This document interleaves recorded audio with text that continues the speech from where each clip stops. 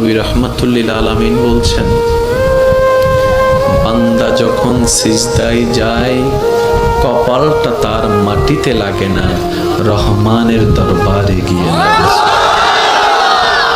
আফসোস আমাদের জন্য সেই সিজদাকে না বুঝার কারণে। আপনাদের মসজিদেও হয়তো অনেকবার আপনারা লক্ষ্য করেছেন, রুকুতে না হয় সিজদাতে না হয় বৈঠকে ইমাম যদি কোনো রকম একটু দেরি করে, 5-10 সেকেন্ড যদি একটু সালাম ফিরাতে দেরি করে কিংবা উঠতে দেরি করে, পিছন থেকে একটা কাশি নামক মিসকল চলে আসে। কাশি নামক মিসকল চলে আসে, ও ভাই তুই কাশলি কেন, তোর কি জক্কা হয়েছে? বলে যে না, ঠান্ডা লেগেছে। না তো কাশলি কেন?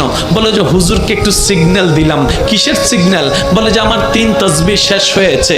হুজুর আপনারটা শেষ হলে আপনি এবার তুলতে পারেন, আপনি এবার মাথাটা তুলতে পারেন, আপনি এবার মাথাটা তুলতে পারেন। হুজুর আমার তাশাহুদ শেষ হয়েছে, দরুদ শেষ হয়েছে, আপনার শেষ হলে আপনি এবার সালামটা ফিরাতে পারেন। কিরে ভাই, নামাজ তো মওলার সামনে দাঁড়ানোর একটা সুবর্ণ সুযোগের নাম, নামাজ তো গুনাহ মাফের একটা জারিয়ার নাম, নামাজ তো রবের রহমত পাওয়ার একটা জারিয়ার নাম।